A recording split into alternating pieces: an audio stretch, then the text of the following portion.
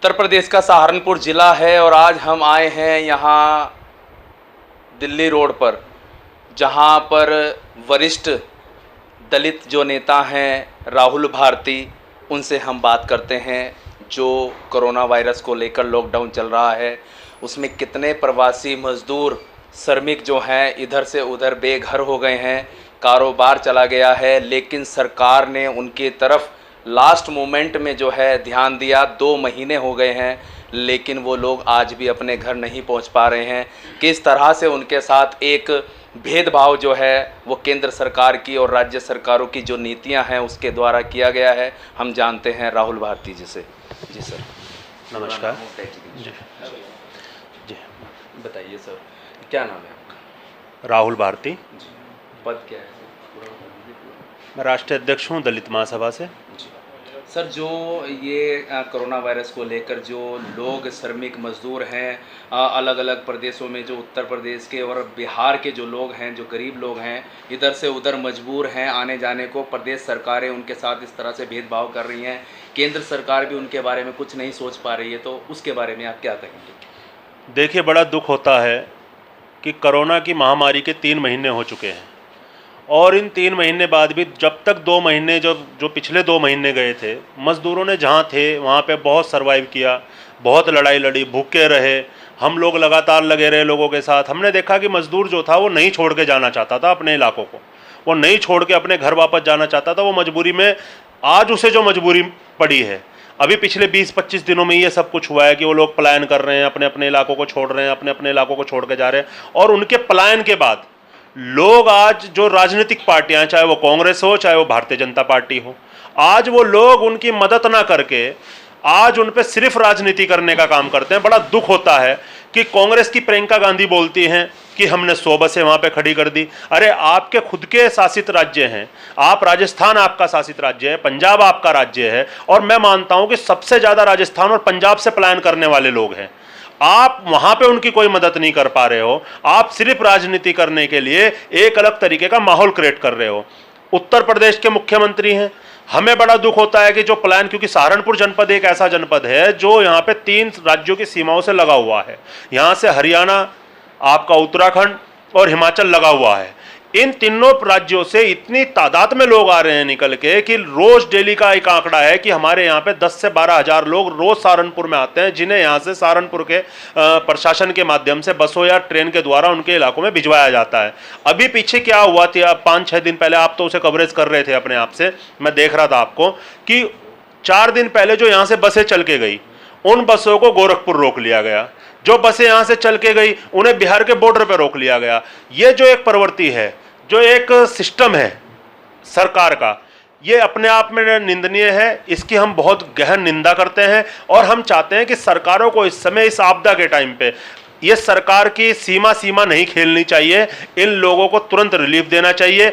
20 लाख करोड़ का वादा करने वाली सरकार, मजदूर बसों के द्वारा भेजे जा रहे हैं, जिला प्रशासन हो या फिर प्रदेश सरकार की ओर से, तो क्या उसमें सोशल डिस्टेंस का पालन हो रहा है? जैसे प्रधानमंत्री बोल रहे हैं कि सोशल डिस्टेंस को अपनाया जाए, तो इतनी संख्या में जो मजदूर अपने घरों को लौट रहे हैं उनमें सोशल डिस्टेंस बन पा रहा है? देखिए, सोशल डिस्टेंस सिर्फ भारत के अंदर एक दिखावा मात्र है। प्रधानमंत्री बार बार बोलते हैं कि सोशल डिस्टेंस रखना चाहिए, लोगों को अलग अलग रहना चाहिए, सामाजिक दूरियों को मना के रखना चाहिए, परंतु मैं सहारनपुर जनपद की ही अगर बात करूं, पिछले 10 दिनों के अंदर ऐसे ऐसे घटनाक्रम सहारनपुर में आए हैं जहां पे लाखों श्रमिक रोड पे आए और उनके अंदर कोई सामाजिक दूरी नहीं थी। जब आपने उन्हें बसों से भेजा, उनके अंदर कोई सामाजिक दूरी नहीं थी। जब आपने उन्हें ट्रेन के अंदर बैठाया, जब कोई सामाजिक दूरी नहीं थी। सिर्फ राजनेताओं ने, जो सत्ताधारी नेता हैं, वो गए, झंडी दिखाई, राजनीति की और ख़त्म बात। आप लोगों ने प्रॉपर तरीके से उनकी टेस्टिंग भी नहीं की। आप सिर्फ एक गन के माध्यम से उनका टेम्परेचर नाप के उन लोगों को ये प्रूफ कर देते हो कि इसे कोरोना है या इसे कोरोना नहीं है। ये अपने आप में प्रॉपर संसाधन नहीं है लोगों को सही तरीके से आकलन करने का। सरकार जो आज सोशल डिस्टेंसिंग, जो सामाजिक दूरी की जो बात करती है, ये अपने आप में एक दिखावा है और ये मैं मानता हूँ कि किसी भी तरीके से ना तो किसी बस में से पूरा किया गया और ना ही इसे किसी ट्रेन में पूरा किया गया। जो मजदूर अपने घर को लौट रहे हैं, जो इंडस्ट्रियां उनके बलबूते पर आसमान छू रही थी, तो उन इंडस्ट्रियों का अब क्या भविष्य रहेगा? क्या वो मजदूर दोबारा से वहाँ लौट पाएंगे? देखिए, एक दुख की बात और है कि भारत के अंदर कुछ स्टेटों ने लेबर एक्ट को कमज़ोर कर दिया है, और लेबर एक्ट को कमज़ोर करके क्या दर्शाने की कोशिश की है उन कंपनियों ने कि 1000 दिन तक कोई भी लेबर इंस्पेक्टर किसी भी लेबर कंपनी में जाके जांच नहीं करेगा, कोई भी ट्रेड यूनियन अपने मजदूरों के अधिकारों की बात नहीं करेगी। प्रधानमंत्री नरेंद्र मोदी ने जब लॉकडाउन शुरू हुआ था उसी दिन आके घोषणा की थी कि जिन जिन कंपनियों के अंदर जितने जितने लोग हैं, जिन लोगों को, जो लोग वहाँ पे मजदूरी करते हैं, जो लोग वहाँ पे वर्कर हैं, उन लोगों को कंपनियाँ उनका पैसा देगी, उन लोगों को उन्हें हर तरीके से उनकी सुविधाओं का ख्याल रखेगी और उन लोगों को अपनी कंपनियों से नहीं निकालेगी। परंतु उसके विपरीत सब कुछ हुआ। हम अभी 4 दिन पहले सिडकुल हरिद्वार में गए, वहाँ से लगभग 1500 कंपनियाँ प्लान करके चली गई इन्हीं 3 महीनों में। उनके अंदर क्या हुआ, लाखों मजदूर रोड पे आए और मजदूरों को आज ना तो उन कंपनियों ने कभी तनख्वाह दी, ना ही उनका खाने का इंतजाम किया, इसीलिए पलायन की परिस्थितियाँ बनी हैं। अब जो ये स्थिति बनी है, क्या कभी सरकार की तरफ से किसी कंपनी मालिक के खिलाफ मुकदमा दर्ज हुआ? क्या सरकार ने जो कानूनन नियम है कि कोई अपने मजदूर को बिना अल्टीमेटम दिए नहीं निकालेगा, क्या किसी कंपनी के खिलाफ मुकदमा दर्ज कराया किसी सरकार ने? ये अपने आप में सरकार का बहुत बड़ा फेल्यूर है। और मैं आपको बता दूं, मजदूरों के साथ बहुत बुरा हालात हैं, मजदूर बहुत मजबूरी में अपने घर जा रहे हैं। और मैं बताना आपको, आपके माध्यम से पूरे देश को ये बात बताना चाहता हूं कि आने वाले समय में ऐसा ना हो कि जो चाइना की कंपनियों को भारत लाने की बात करती है भारत की सरकार कि हम चाइना की कंपनियों को यहाँ लेके आएंगे। मुझे तो ऐसा लगता है कि एक ऐसा कानून है, जब भारत में ईस्ट इंडिया कंपनी आई होगी, यहाँ के राजाओं ने कहा होगा कि भाई यहाँ आ जाओ, इस देश के अंदर आ जाओ, यहाँ मजदूर तुम्हें फ्री में मिलेगा, इन्हें मारना पीटना कुछ भी करना। ये जो लेबर एक्ट का संशोधन कानून जो उत्तर प्रदेश सरकार अपने यहाँ लागू करना चाह रही है, मुझे पूरी तरह ये ऐसा कानून लगता है कि ये उन कंपनियों को आमंत्रित कर रहे हैं कि आप भारत में आ जाओ, आपको यहाँ लेबर जो है फ्री में मिलेगी, जब चाहे तुम्हारा मन हो जब उन्हें निकाल देना, जब चाहे तुम्हारा मन हो उन्हें पीट लेना, जब चाहे तुम्हारा मन हो उनके साथ जो चाहना वो कर लेना। हमारा कोई भी अधिकारी, कोई भी कर्मचारी आके तो उनके खिलाफ कोई भी बात नहीं करेगा। तो ये जो अपने आप में कानून बनाया, मैं इसकी भी घोर निंदा करता हूं और पूरे देश की ट्रेड यूनियनों से ये निवेदन करता हूं कि अगर तुम्हारा ही वजूद खत्म हो जाएगा तो मजदूरों का तो वजूद बचने का कोई सवाल ही नहीं पैदा होगा। सरकार ने 2 महीने बाद श्रमिक मजदूरों के लिए ट्रेन चलाई हैं, बसें चलाई हैं, तो क्या सरकार पहले इस चीज़ को नहीं मान रही थी कि इन लोगों को अपने घर जाना चाहिए? आज जब उनकी कंडीशन बिल्कुल बद से बदतर हो गई, तब उनको परमिशन दी जा रही है, वो भी क्या प्रधानमंत्री की जो नीति है, एक देश एक कानून के तहत।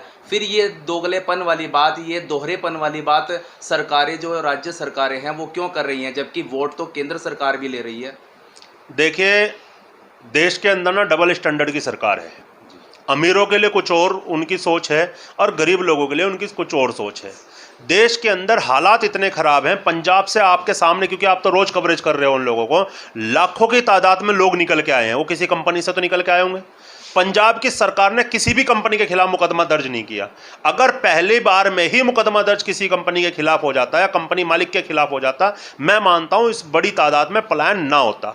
और सरकारें जो आज जागी हैं, अगर यही काम सरकारें पहले से शुरू कर देती, पहले दिन से शुरू कर देती, मैं मानता हूं कि ये जो पलायन वाली जो व्यवस्था है, आज हर देश के कोने कोने में लोग इकट्ठा होकर विरोध प्रदर्शन कर रहे हैं और सरकार का विरोध कर रहे हैं, ये स्थिति ना आती। एक तरफ तो सरकार कहती है कि हम गरीबों के हितैषी हैं, लेकिन जो बाहर से लोग मंगवाए गए प्लेन के द्वारा, उनको बड़ी सुविधा के साथ हिंदुस्तान में, भारत में लाया गया, लेकिन जो देश के ही नागरिक हैं उनको देश में ही जाने के लिए पुलिस ने डंडे फटकारे हैं। उसके बारे में आप क्या कहेंगे? बड़ी हंसी आती है इस बात को सुनने और समझने के बाद कि भारत की सरकार NPR करके पाकिस्तान, अफ़गानिस्तान, बांग्लादेश के जो हिंदू लोग हैं उन्हें भारत में लाकर सुरक्षा देने की, नौकरी देने की और उनके स्वाभिमान सम्मान की बात करती है। आप अपने भारत के करोड़ों लोगों के स्वाभिमान सम्मान को अपने पैरों के नीचे कुचल देते हैं। आप करोड़ों लोगों को देश के अंदर इस महामारी के टाइम में अनाथ की तरह छोड़ देते हैं कि आप 500-500 किलोमीटर चल के, 1000-1000 किलोमीटर चल के अपने घर जाओ। आप की सरकार होने के बाद कि सरकार होने के बाद एक औरत सड़क पे बच्चा पैदा कर देती है, एक औरत अपने मरे हुए बच्चे को अपने कंधे पे रख के अपने गांव की तरफ चल देती है, यही अपने आप में निंदनीय है कि आप अफगानिस्तान, पाकिस्तान, बांग्लादेश की तो बात करते हो, अपने देश के नागरिकों की सुरक्षा नहीं कर सकते। इसीलिए सरकार को आने वाले टाइम में यह सबक भी सिखाया जाएगा। और ये जो मजदूर हैं ये मजबूर हैं, लेकिन जब सरकार, जब चुनाव आएगा, यही मजबूर मजदूर अपने आप को मजबूत करके अपनी ताकत का एहसास कराने का काम करेगा। जो प्रोपेगेंडा केंद्र सरकार या जो है एक गोदी मीडिया है उन्होंने चलाया मरकज से लेकर, लेकिन आज वो मरकज तो साइड में हो गया, लेकिन अब जो है प्रवासी मजदूर जो हैं संक्रमित हो रहे हैं। 50 मजदूर एक बस में संक्रमित हुए, तो क्या ये कहीं ना कहीं किसी तरफ मोड़ने का प्रयास किया जा रहा है इसको? हमने शुरू वाले दिन कहा था कि ये जो मरकज करके आज ये जो मीडिया का एक जो ट्रायल चल रहा है, मीडिया पूरे कोरोना की महामारी को, जिसके अंदर पूरी दुनिया के बहुत बड़े बड़े देश घुटनों पे आ गए, आज जो भारत के अंदर ये राजनीतिकरण चल रहा है इस कोरोना महामारी को लेके, आने वाले टाइम में बहुत बड़ा नुकसान करेगा भारत के लोगों का। आप मरकज करके आप लोगों ने इसे पूरी तरह ऐसा बांट के रख दिया हिंदू मुसलमान को कि आज मोहल्ले के अंदर अगर कोई मुसलमान हिंदू के इलाके में आके सब्जी बेचने के लिए आ जाए तो लोग उससे उसकी आईडी पूछते हैं। तो ये जो एक व्यवस्था आपने बनाई है, ये इस देश की उस जो भ्रमित करने वाली मीडिया है उसने बनाई है। मैं तो धन्यवाद करता हूं आप लोगों का जो सच्चाई को ग्राउंड लेवल पे जाके दिखाने का काम करते हैं। आज जो मीडिया का जो मीडिया जो दिखाना चाह रही है, आज ऐसा लगता है कि मीडिया पूरी तरह प्रायोजित है और पूरी तरह प्रायोजित हो गए। अपनी बात, जो बात उन्हें उनके जो आका लोग हैं वो दिखाने के लिए कहते हैं वही करते हैं। आज अभी जो प्रवासी मजदूर हैं, जो लोग अपने घरों में जा रहे हैं, आप जब सामाजिक दूरी उनके अंदर ही नहीं बनवा पाओगे, आप उन्हें खाना प्रॉपर तौर से नहीं दिलवा पाओगे। अभी मेरी कई अधिकारियों से बात हुई, उनका ये कहना है कि जी हम परमानेंट लोगों को खाना दे रहे हैं। मैं आपको बता दूं, सहारनपुर के अंदर ही, सहारनपुर जनपद के अंदर, हरियाणा के अंदर अभी हमारी बात हुई थी, वहाँ पे लगभग 500 से ज़्यादा संस्थान ऐसे हैं जो अपने पैसों से लोगों से चंदा इकट्ठा करके उन लोगों को खाना देने का काम कर रहे हैं। अगर वो 500 संस्थान उन लोगों से अपना किनारा कर लें तो आप ये समझ लीजिए कोरोना से तो मरेगा नहीं हमारा आदमी, लेकिन भुखमरी से जरूर मर जाएगा। आप तो अभी यहाँ भी हमारा जो जहाँ पे इन्होंने सेंटर बनाया हुआ है वहाँ भी आप देख के आए होंगे, लोग ट्रैक्टर ट्रॉलियों में भर भर के खाना लेके आते हैं। अगर वो लोग उन्हें खाना देना बंद कर दें, क्या सरकार उन्हें खाना दे पाएगी? आज अधिकारी अपने आप को ऐसे समझता है कि मैं राजा हूँ, मैं शहंशाह हूँ, और ये जो गरीब आदमी है सामने जो खाना मांग रहा है ये मेरा गुलाम है। तो इस प्रवृत्ति को बदलना पड़ेगा, नेताओं को अपनी प्रवृत्ति को बदलना पड़ेगा, नेताओं को राजनीति छोड़ के इन लोगों के हितों की बात करनी पड़ेगी। राहुल जी, जैसे आप दलित नेता के रूप में जाने जाते हैं, तो इस रूप से जो ये कोरोना महामारी की वजह से जो है काफ़ी जो संख्या में मजदूर श्रमिक हैं वो दलित समाज से लोग बिलोंग करते हैं, तो आप उनके बारे में क्या कहना चाहेंगे? देखिए, मजदूर की पहले तो कोई जाति नहीं होती। मैंने खुद देखा है, आप मेरी फेसबुक पे उस पर वीडियो भी देख रहे होंगे। मुझे मजदूर में ठाकुर भी मिला, ब्राह्मण भी मिला, बनिया भी मिला, दलितों में अलग अलग गुज्जर भी मिला, जाट भी मिला, चमार भी मिला, भंगी भी मिला, क्या नाम आपका, नाई, धोबी, सब जातियों के लोग मिले। मजदूर की कभी कोई जाति हो नहीं सकती। मजदूर की जाति है सिर्फ मजदूर। सरकार अगर उन्हें जातियों में बांट के आज मजदूरों को भी अलग अलग करना चाहती है तो इससे गंदी सरकार कभी हो नहीं सकती। मैंने देखा है इस चीज़ को कि जिस भी मजदूर से मैंने बात की, अभी हमने 4 दिन पहले बात की, वो वहाँ बिहार के ठाकुर थे, मतलब राजपूत समाज से थे वो लोग। उन लोगों ने 3 दिन से खाना नहीं खाया था और वो लोग पिछली 15 तारीख से, जो पिछले महीने की जो 15 तारीख थी, वहाँ पंजाब से पैदल चले हुए हैं और वो सहारनपुर के नागल में हमें मिले। तो उस मजदूर की क्या जाति होगी? उसकी आज जो मदद कर रहा है, मददगार जो है, उसके लिए वो भगवान के स्वरूप है। आज कोई भी आदमी किसी से ये नहीं पूछ रहा कि तुम कौन सी जाति के लोग हो, तुम्हारे हाथ से खाना खाना चाहिए नहीं खाना चाहिए। और इस महामारी ने तो इस देश के अंदर तमाम लोगों को, दलित, वो ये जो शूद्र वाली प्रवृत्ति थी इनके अंदर की, अछूत लोग हैं, मैं मानता हूँ सारे लोग आज अछूत हैं। आज सब लोग एक दूसरे से 6 फीट की दूरी बना के बैठे हुए हैं। ये क्यों बैठे हुए हैं? सिर्फ इसलिए कि इस देश के अंदर इस प्रकृति ने सिखा दिया कि मानव सबसे बड़ा है। मानवता के नाम पर राजनीति करने वाले लोग बहुत छोटे हैं, मानवता के नाम पर जातिवाद को फैलाने वाले लोग बहुत छोटे हैं और जातियां बहुत छोटी हैं। आज जो आपके साथ चंद्रशेखर आजाद की फोटो वायरल हो रही है और लोग तरह तरह के कयास लगा रहे हैं, इसके बारे में क्या कहना चाहेंगे? ऐसा है कि जब देश के अंदर नेता जो लोग हैं, जो राजनीति करने वाले लोग हैं, वो अपने घर में दुबक के बैठ जाएं और पंगु बन जाएं, तो सामाजिक लोगों को इकट्ठा होना पड़ता है। और हमारी जो दोनों की बात हुई है वो सामाजिक मुद्दों पे बात हुई है। सामाजिक तौर पे जो लॉकडाउन में हमारे लोगों पे जो अत्याचार हुए हैं, उन लोगों को इंसाफ कैसे दिलाया जाए, उन लोगों की लड़ाई कैसे लड़ी जाए, उन सारी बातों को लेके बात हुई है। और हमारा मानना यह है कि पूरे देश के जितने संगठन हैं, आज वो एक साथ एक मंच पे आएँ, अपनी लड़ाई को लड़ें। मान्यवर काशीराम साहब का जो सपना था, भोजन हिताय भोजन सुखाए, उस भोजन हिताय को बड़ा करें। और जो बहुजन समाज के जो लोग हैं, जो 85% लोग जो इस भारत के अंदर हैं, जिनमें आप अभी मजदूरों की बात कर रहे थे, उन मजदूरों में 100% लोग वही लोग हैं। उन लोगों के अधिकारों की, हकों की लड़ाई कैसे लड़ी जाए, उस पर हमारी चर्चा हुई थी। आज बहुत सारे लोग, मैं भी सोशल मीडिया पे देख रहा था, राजनीतिकरण कर रहे हैं उसका कि मैं आने वाले टाइम में ये चुनाव लड़ूंगा या राजनीतिक तौर पे मदद करूंगा। ऐसा नहीं है, ना मैं कोई चुनाव लड़ने वाला हूं, ना मैं कोई राजनीतिक बात करने वाला हूं। हम सामाजिक, वो सामाजिक नेता हैं। पहले समाज है, उसके बाद में सब कुछ है।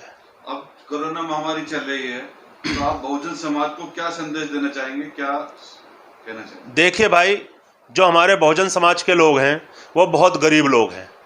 आज उन लोगों को खाने के लिए बहुत सारे संघर्ष करने पड़ रहे हैं। आज अपने बच्चों को उन्हें खाना खिलाने के लिए बहुत सारे संघर्ष करने पड़ रहे हैं। मैं अपने तमाम बहुजन समाज के लोगों से एक बात कहना चाहता हूँ कि भाई, सेफ्टी के साथ, क्योंकि तुम मेहनतकश लोग हो, अपने आप को सुरक्षित रखते हुए, क्योंकि तुम्हारे परिवार को तुम्हारी बहुत ज़रूरत है, अपने बच्चों के लिए संघर्ष करते रहें। सुरक्षा के साथ अपना जो सामाजिक दूरियां हैं उन्हें बनाए रखें, क्योंकि जब हमारे लोगों के साथ कुछ होता है, उन्हें कोई उठाने भी नहीं आता, उनके लिए कोई लड़ने भी नहीं आता। उनकी जो लाश होती है उसे कंधा देने वाले हमारे लोग होते हैं। इसीलिए आपकी समाज को, देश को बहुत ज़रूरत है। आप देश के निर्माता हैं। आप लोग हर चीज़ को, सामाजिक दूरियों को ध्यान में रखते हुए, क्योंकि अभी लॉकडाउन में बहुत ढील मिली है, आप लोग अपनी मेहनत के साथ अपने बच्चों को पालने का काम करें। हम भी जल्दी इसके अंदर कुछ नए संशोधन करने वाले हैं। नए अपने लोगों के लिए हम कुछ अलग अलग इलाकों में काम कर रहे हैं, उसे भी हम एक सेंट्रलाइज करके एक साथ करने वाले हैं। सब लोगों का हमें साथ चाहिए, सभी। तो यहाँ पर हमारी जो मुलाकात हुई है, जो हमने बात कराई है, राहुल भारती हैं, वरिष्ठ समाज सेवी हैं, दलित नेता हैं। इन्होंने बताया है कि किस तरह से जो प्रवासी मज़दूर हैं अपने घर जाने को मजबूर हुए, उन फैक्ट्री, उन मालिकों की वजह से, जो उनको 2 महीने भी बिठाकर नहीं खिला पाए। ये एक बहुत बड़ी त्रासदी है, क्योंकि यहाँ का, भारत का जो मज़दूर है वो सारी अर्थव्यवस्था को संभालता है। उनके बलबूते बड़े बड़े व्यापारी जो हैं अपना कारोबार देश विदेश में फैलाते हैं। ऐसी बातें जो हैं यहाँ सामने आई हैं। और जो सोशल डिस्टेंस की बात की गई है, प्रधानमंत्री नरेंद्र मोदी के द्वारा कहा जाता है कि सोशल डिस्टेंस को अपनाया जाए, तो इतनी तादाद में जो श्रमिक मजदूर पंजाब और हरियाणा से लगातार सहारनपुर की सीमाओं में आ रहे हैं, तो किस तरह से वो सोशल डिस्टेंस बन पाएगा। जिला प्रशासन ने जब यहाँ पर 6 से 7 हज़ार लोग अम्बाला रोड पर सड़कों पर आ गए, तो जिला प्रशासन ने अनान फनान में उन लोगों को 100 बसों के द्वारा जो है बॉर्डर पर भेजा और बॉर्डर पर जाकर उनको रोक दिया गया। ऐसी बातें राहुल भारती ने बताई हैं कि उन लोगों को आगे जाने में भी, अपने गंतव्य की ओर जाने में भी बड़ी कठिनाइयां उठानी पड़ी हैं। तो प्रधानमंत्री के द्वारा जो कहा जाता है कि एक देश एक राष्ट्र की जो बात की जाती है, कहीं ना कहीं वो विफल होती दिखाई दे रही है। जो मज़दूर, प्रवासी मज़दूर हैं, अपने घर जाने को मजबूर हैं। कितने लोग इसमें पॉजिटिव हो जाएंगे, कोई मायने, कोई इसका कोई जवाब नहीं है किसी के पास, क्योंकि सब खाना पूर्ति चल रही है। जो लोगों की टेस्टिंग हो रही है वो भी किसी तरह से उचित नहीं हो पा रही है। तो इसमें कहना ये होगा कि जो ग्रामीण क्षेत्रों के लोग हैं, जो दलित समाज के लोग हैं, उनको जागरूक रहने की आवश्यकता है, क्योंकि अभी कोरोना जो वायरस है वो पूरी तरह से भारत में फैलेगा। जिस तरह से लोग, मज़दूर जो हैं इधर से उधर जा रहे हैं, उनमें जो सिम्टम जो देखने को मिल रहा रहे हैं, उसके आधार पे कई मजदूर जो हैं कोरोना वायरस से संक्रमित हो गए हैं। उससे लोगों को बचाव का इन्होंने एक मार्गदर्शन दिया है कि अपने बच्चों का जो है लालन पालन करते हुए अपने आप को सेफ रखें, सैनिटाइज़र का इस्तेमाल करें, ग्लव्स का इस्तेमाल करें और जो है मास्क को हमेशा पहन कर रखें, क्योंकि ये महामारी जो है किसी भी तरह से ख़त्म नहीं हो रही है। अपने आप का बचाव ही सबसे बड़ी बीमारी को बचाने का एक तरीका है। सहारनपुर से अपने सहयोगी रोहित गौतम के साथ मोनू कुमार, विजय न्यूज़, सहारनपुर।